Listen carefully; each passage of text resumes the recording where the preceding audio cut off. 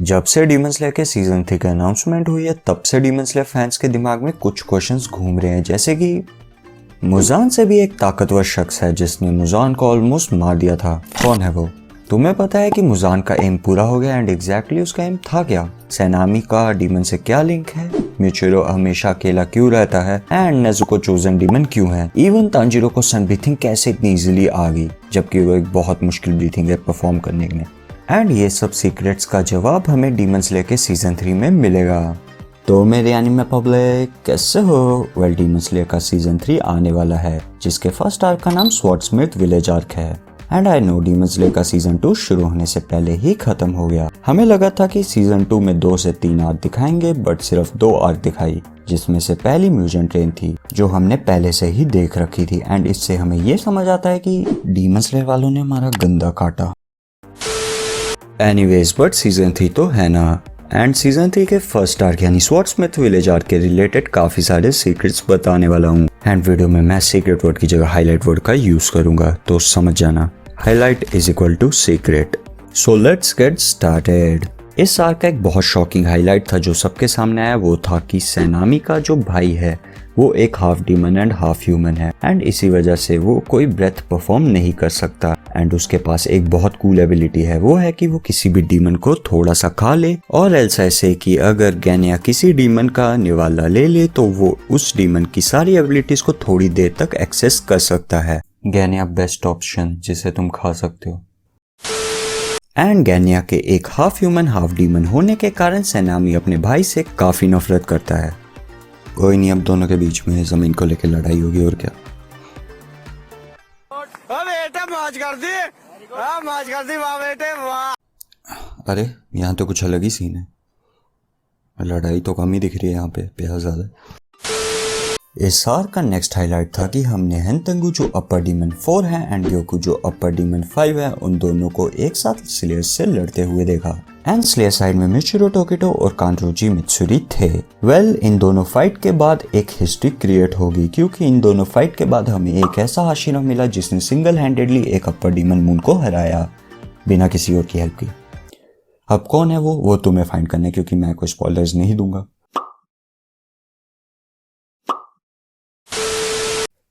मैंने कोई स्पॉइलर नहीं दिया, देखो मैंने कोई नाम नहीं लिया किसी कैरेक्टर का, मेरे हाथ पांव खड़े भाई। एक सेकेंड, हाथ तो ठीक है बट पांव क्यों खड़े हैं? एनीवेज, इस आर्क में मिचिरो की मेमोरी भी वापस आ गई एंड हमें इस वजह से उसकी बैक स्टोरी भी पता चली, क्योंकि तुम्हें पता है डीमन स्लेयर कहाँ पीछे रहता है बैक स्टोरीज बताने में। एंड बाकी 4 कानरोजी, तांजीरो, जेनित्सु, नेजुको जिस अपर रैंक फोर्स से लड़ रहे थे उसका साइज भी पता चला। क्या साइज? अबे वो वाला नहीं, मतलब अपर रैंक 4 का एक्चुअल बॉडी साइज। अबे ये तो मेरे वो वाले साइज से भी छोटा है।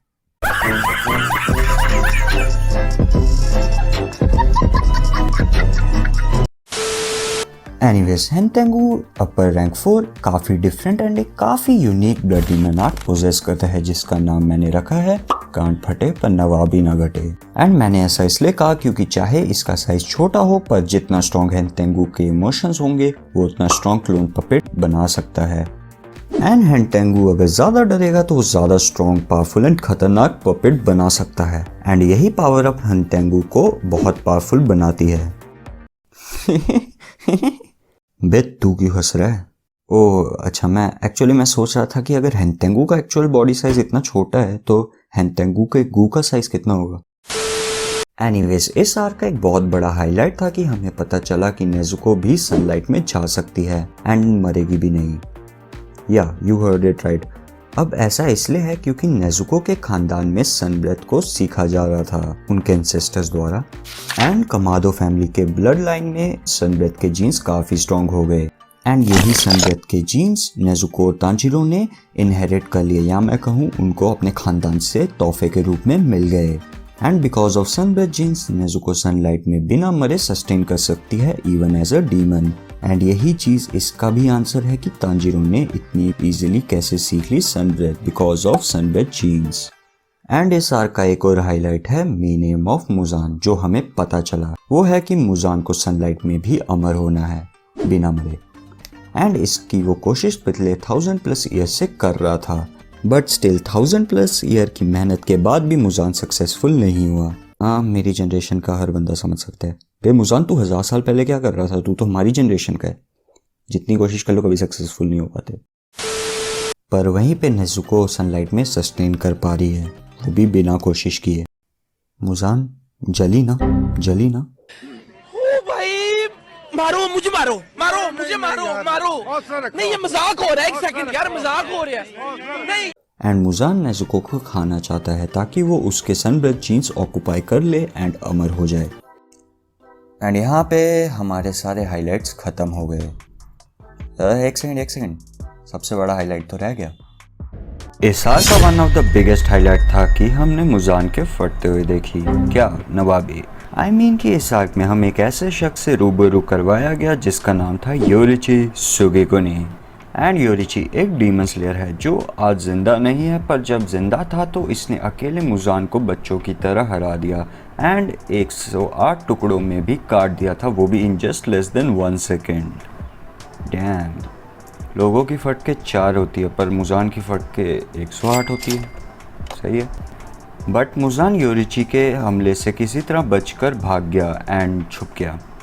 एंड तब तक छुपा रहा जब तक योरिची बूढ़ा होकर मर नहीं गया, क्योंकि मुजान तो खुद पंगा ले नहीं सकता था उससे। एंड योरिची ने ही ब्रीथिंग का निर्माण किया, क्योंकि पहली ब्रीथिंग सन ब्रीथिंग थी। एंड योरिची ने लोगों की भलाई के लिए दूसरों को भी सन ब्रीथिंग सिखाने की कोशिश की, पर कोई सीख नहीं पाया क्योंकि सन ब्रीथिंग परफॉर्म करना सबसे मुश्किल था। सन ब्रीथिंग को परफॉर्म करने की नाकाम कोशिश करते वक्त दूसरी ब्रीथिंग्स का निर्माण हो गया। एंड बाकी जितनी भी ब्रीथिंग है सारी ब्रीथिंग एक्सटेंशन है सन ब्रीथिंग की। शॉर्ट में बोलूँ तो सन ब्रीथिंग सब ब्रीथिंग्स का नाजायज़ बाप है। एंड यहाँ पे सारे हाइलाइट्स ख़त्म हो गए डीमन स्लेयर के सीज़न 3 के। एंड बहुत तगड़ा सीज़न होने वाला है। सब्सक्राइबर कम है इसका ये मतलब नहीं कंटेंट बेकार होगा, तो या कर सकते हो। And stay safe, stay engaged.